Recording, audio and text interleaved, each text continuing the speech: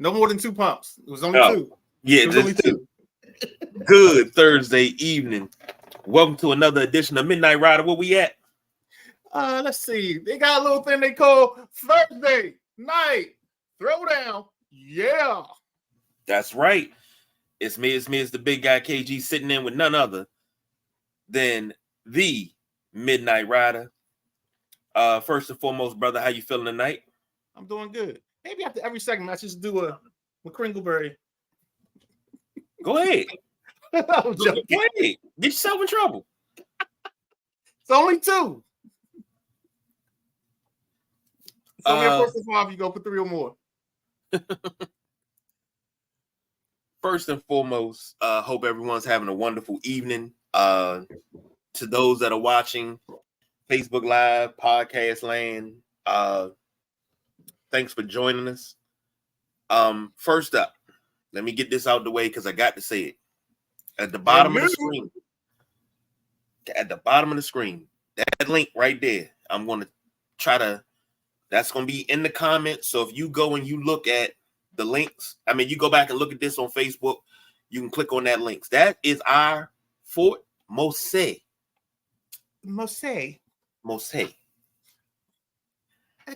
Discount code.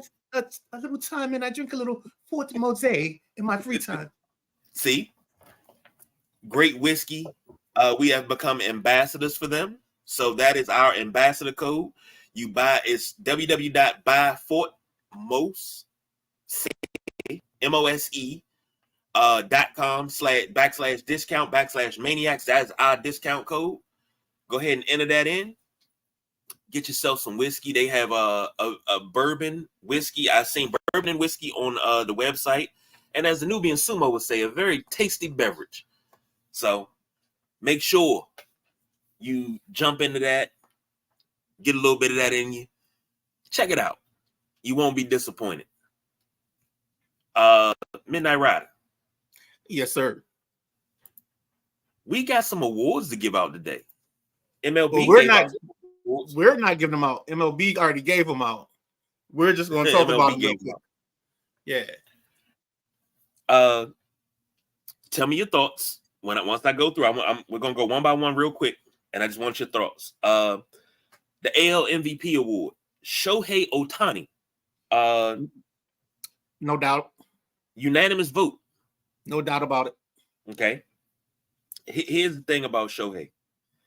They keep comparing him to Babe Ruth because he pitches and he can hit. The kid's not the next Babe Ruth. He's the first Shohei. That's what he is. He is the first damn Shohei. And I agree with that. I love him. I love his play. Love everything about him. I have no doubt in my mind that he should have been MVP. I just wish the Angels would do him and Trout a little bit better, but I think he's the star. I think Trout's the second banana. Well, don't matter now because he's a free agent, so he can go wherever he wants to go. You know who? I'm Trout, thinking Trout or Shohei? Shohei. Oh well, you know where you going. Where is he going? New York. No, New York is the city of dreams. He's going either. I'm gonna call my shot in 2 places. I'm gonna say Boston or Seattle. I can see Boston. What's in Seattle? So honestly, so Boston just added a Japanese ball player that played with Ohtani last season. So he's on the roster now. So that's where I think the appeal may come with that. And then there's also another Japanese player that's going to be a free agent this year, a free agent pitcher. I forgot his name, and I know I won't be able to say it right, but he's also coming over this year. So that's another situation where if they don't get Ohtani, they'll probably get this guy. Seattle, home of Ichiro. It's the Pacific Northwest. He's close to some of his culture. Even if he's not close to his people, he's closer to his culture and things from his culture. So that's why I like Seattle in that situation. Okay. Great point. Now for me, New York's New York, baby, and I ain't talking about the Mets. You know, do you want to be a 27-time world champion? You know, do you want to stand in the outfield with Monument Park behind you? Do you want to stand in the house that Jeter built?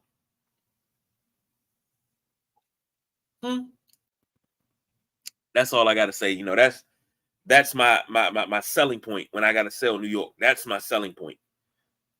Moving over to the NL, another unanimous NL MVP selection, Ronald Acuna Jr. And I believe this cat deserves every bit of what he gets. I like him. I think he's the best player in baseball, not named Ohtani. And I'm glad each side has its own thing, because it would have been disappointing. I mean, it would have been good theater, but having those two fight over the MVP of the league would have been a tough thing. But I had an argument 2 years ago, maybe 3 years ago, because there's a guy in Washington named Soto. I thought Soto was better than Acuna, but Acuna gets on the base more. He's a little bit more explosive. Right now, if you got to take a tail of the tape, he's ahead by a little bit in this race for the greatest of their careers. Didn't get the Shohei of his stats. He led the MLB in slugging at 654 OPS and WRC plus. What is that? That's one of them new analytics. I ain't familiar with that. Yeah, I don't touch. I look at batting average, home runs. Okay. All that other stuff and RBI. Everything else you need a degree from Harvard. And he had 44 home runs in only 135 games, which were the most in the AL.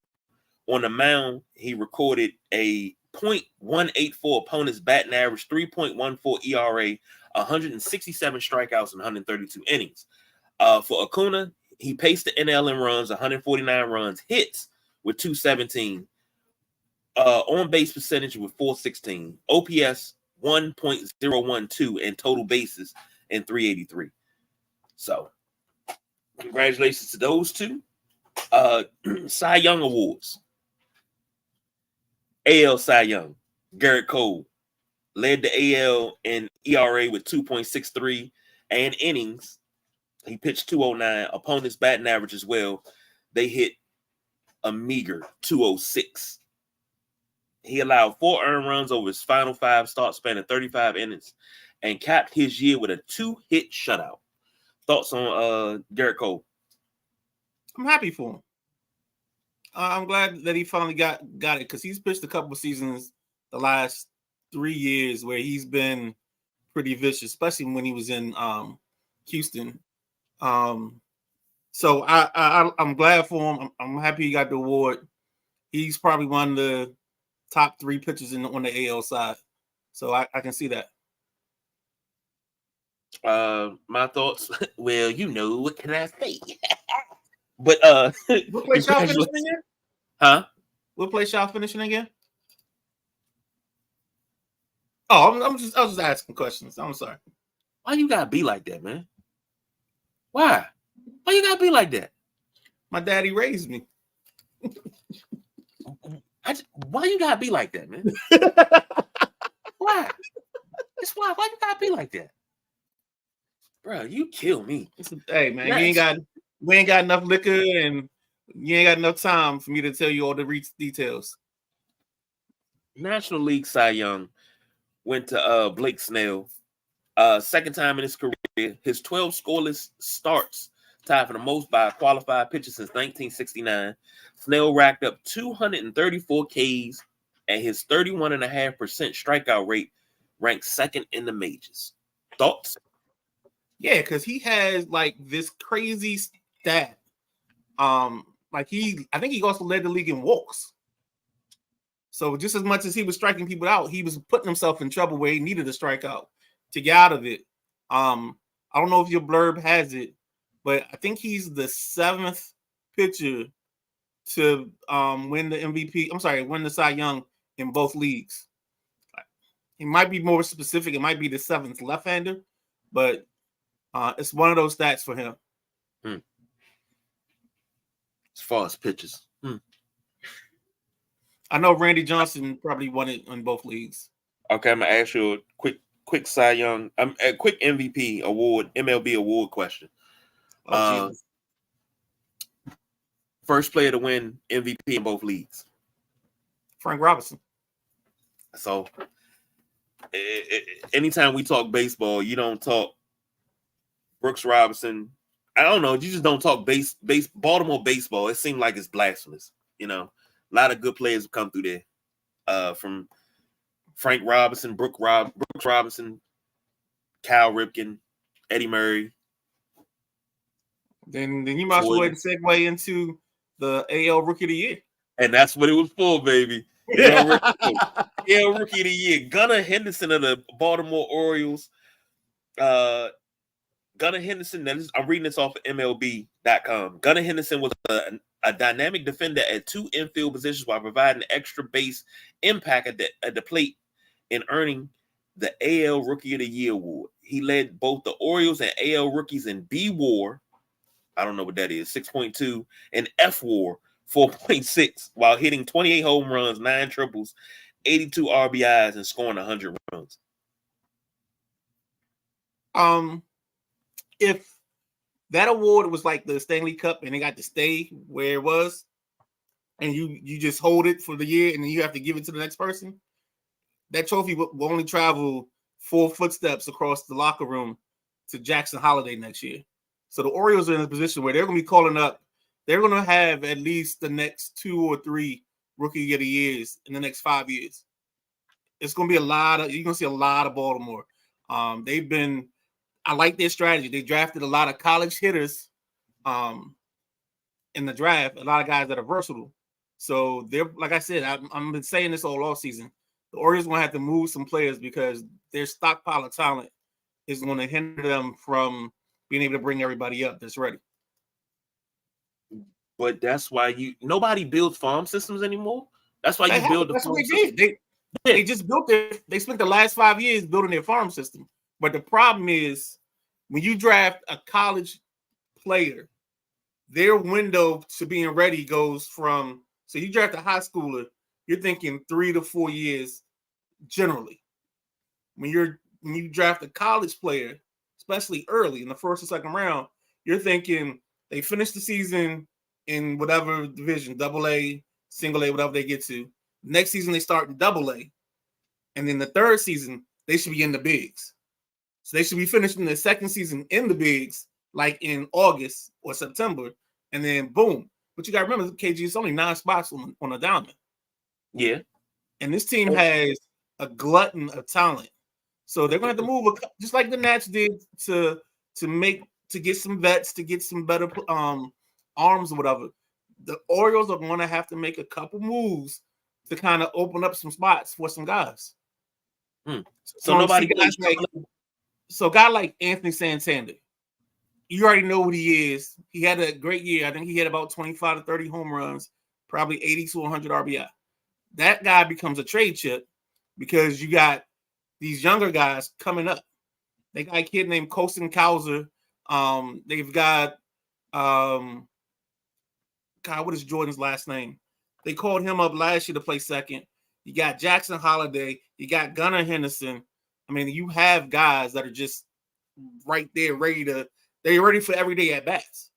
So you can't hold up their progress. So sometimes you either got to move that vet that's in their way, or you move some of the young prospects and you get you an A1 pitcher or a solid number 2 starter. That's how you build the program.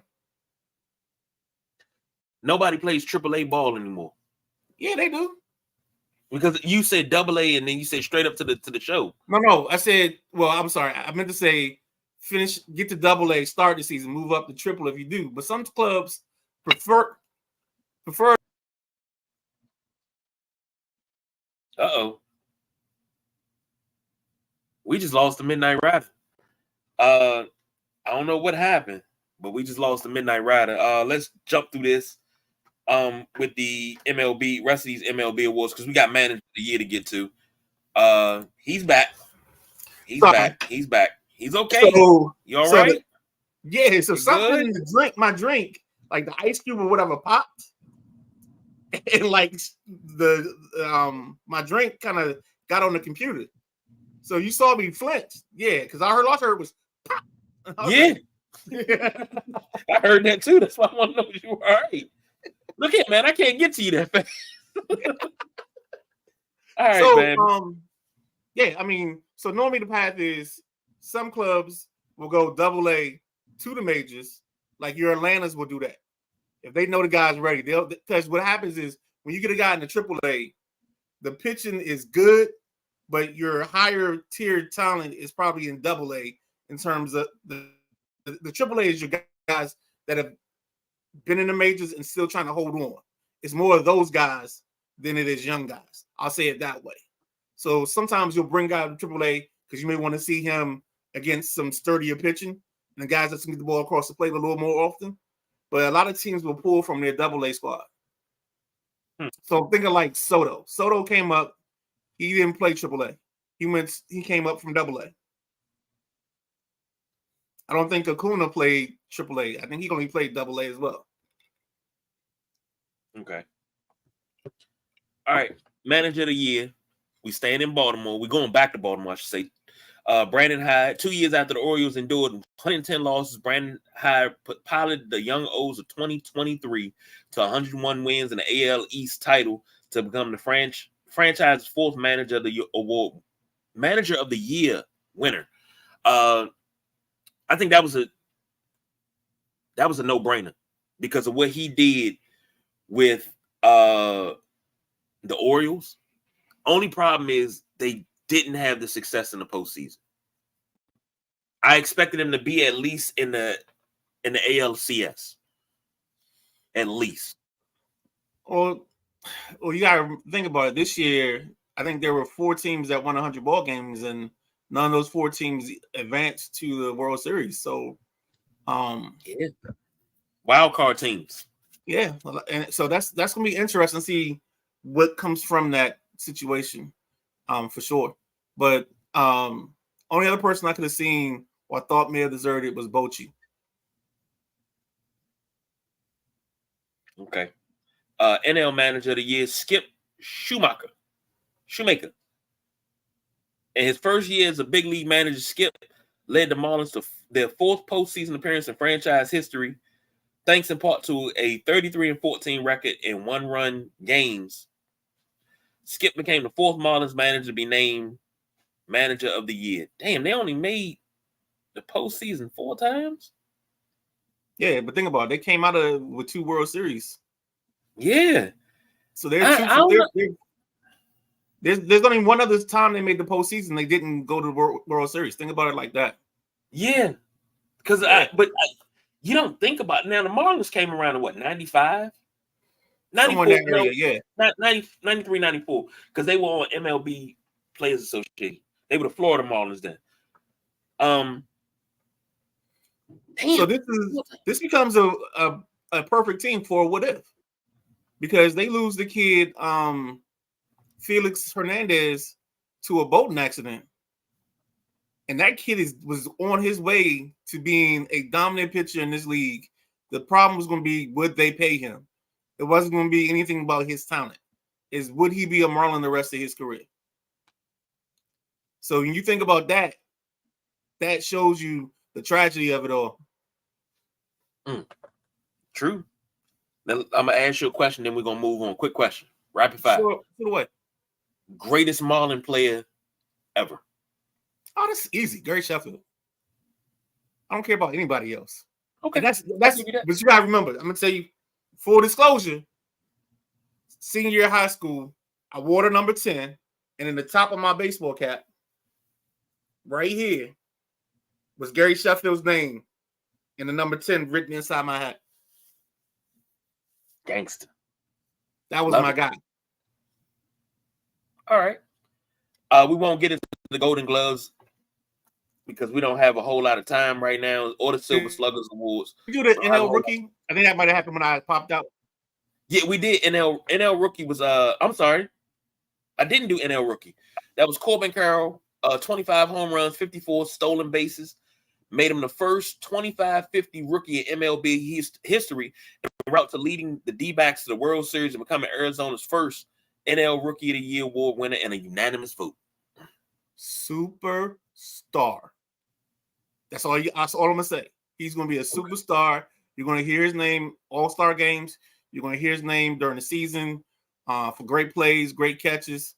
I think his only defect in his game is he doesn't have the greatest throwing arm. But outside of that, he can run. So yeah, we'll see. Okay. All right. Coming home close to DC. Well, coming to DC, Landover, Ashburn, wherever you want to be at. There's a lot of talk, rumors, swirling. Belichick being traded. Brownie every day. I just need some time to get away from. Little Timex Social Club for you. Belichick being traded to the Commanders. I'll let you handle this first because I think I got a lot of the fan base on my side, but I just want to see what side you're on. So, I don't know if Chris read it. The tweet I sent him, but I said they were like, "What is your interest level?" I said, "I'm about as interested in Bill Belichick as I am interested in a reunion with Jim Zorn being our head coach." That's my interest level. It's 0. It's negative 100. And it's not because I think time has passed by him. I do think Albert Breer made a good point. Like he could be just the head coach, and it might be permissible, it may work because he may not want that headache of the dual role anymore as he's getting older. But I think some of the shine is off the picture away. I would want somebody again. My thing is let's get the dude that just he might have Similac still on his breath, but he came out of Harvard, Yale, with like 4 degrees, and make him our GM, and then get us a young head coach, and let's just take this by storm. I mean, you can always have your older skill scouts, but that's how I feel about it. I'm right there with you. I'm don't get me wrong. Belichick is one of the greatest coaches in history. And to be quite honest, I had to look up whose coaching tree he's on. Everybody said, no. He got his first coaching job under Ted Marchibroda in Baltimore in 75. So technically, he's on Marchibroda's coaching tree. Ladies and gentlemen, only KG would have the Marchibroda in the bag. Hey, I've always been a big Ted Marchibroda fan. Always been a big fan. The buy more safe thing. Let's throw that back up, man. Oh, let's hit that again. And that shit, you got it as a banner. We could, you got to throw that as a banner. That way we can leave it at the bottom of the show. Well, I can do that too. I mean, we'll do that next for Sunday. But yeah, most definitely a banner. But we did it at the top of the show. Let's do it real quick. We got a promo code. We are ambassadors for Fort Mose whiskey. That's our promo code right there. www.buyfort mose.com/discount/maniacs. Get your discount. Get in there. Get you a couple tasty beverages, as the Nubian Sumo calls them. But I'm with you on the interest level. I'm not really.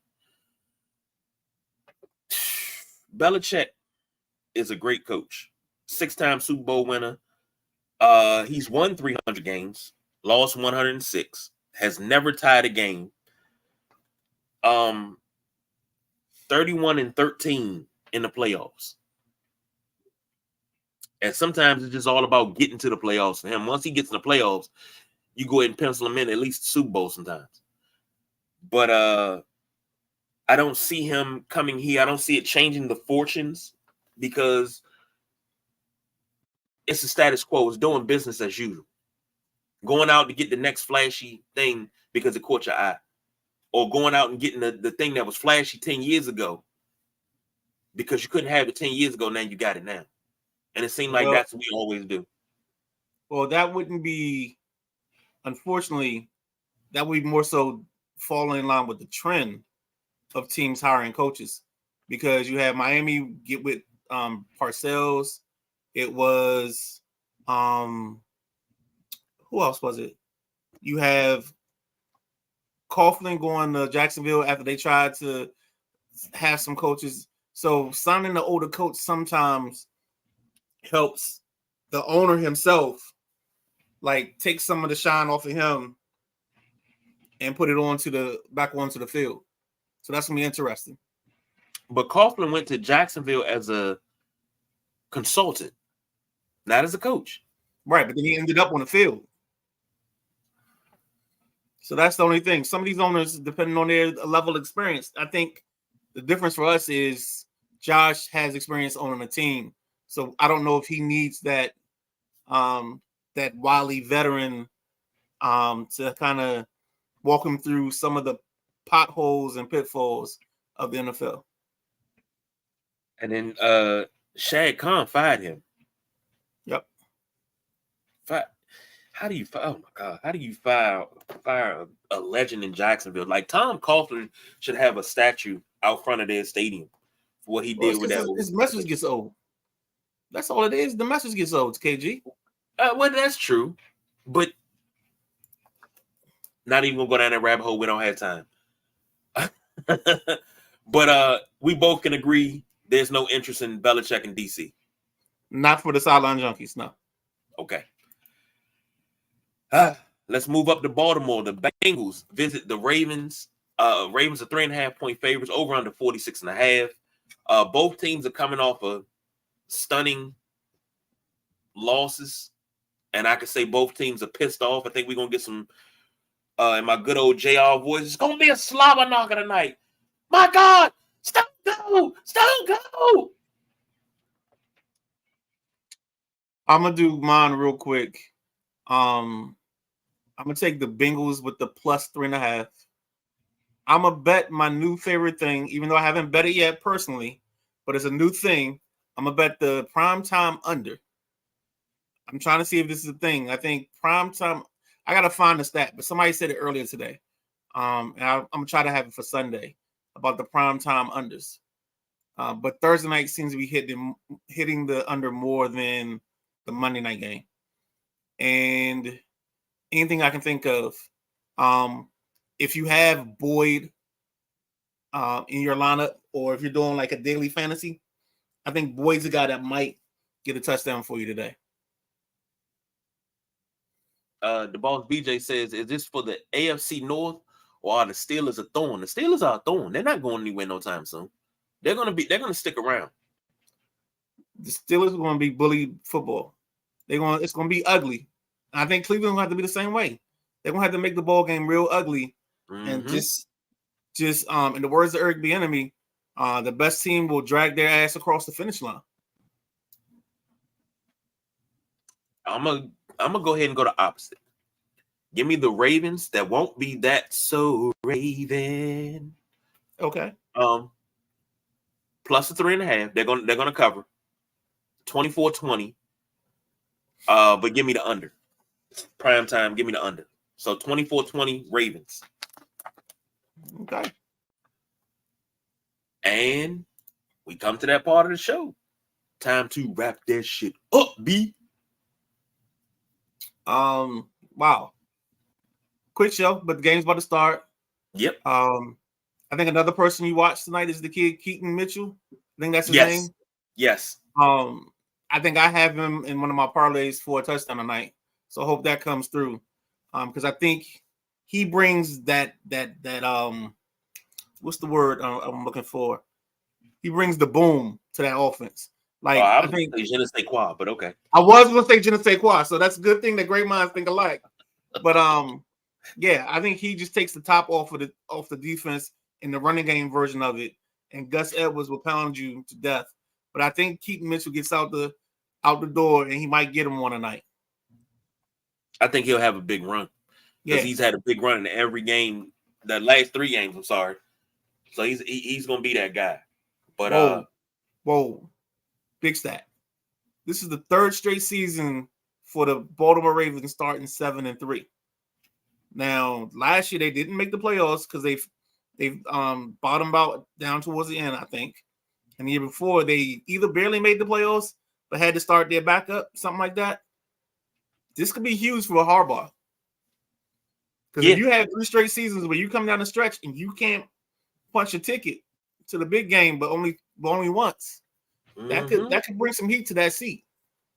Here's the thing: as much as Harbaugh is loved in Baltimore has short patience because you got to think of you got old school Baltimore fans with new school Baltimore fans, and all of them are used to winning. That's all I'm gonna say. Yeah, definitely. I'm totally with you. You don't win, you got to go. So, but Harbaugh is loved there. So, ladies and gentlemen, that's all our time for the night. Quick, dirty, no overtime. That's the Midnight Rider. I'm the big guy, KG. Thank you to everybody listening. Hopefully, we will see you on Saturday, and the WrestleManiacs will be back in here, and we can get some things going. Then we'll see you again on Sunday morning for the Sunday Rise. But until then, we don't do no overtime, y'all. We are out of here.